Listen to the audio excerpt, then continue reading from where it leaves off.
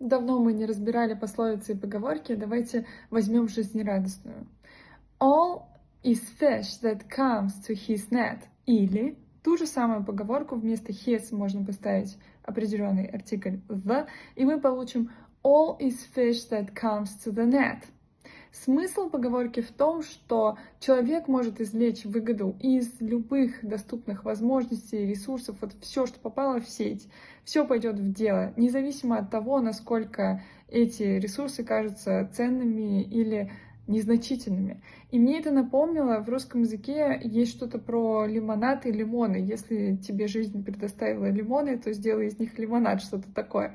И в принципе, почему нет, это является синонимом. И здесь перевели поговорку как «всякая рыба хороша, коль на удочку пошла».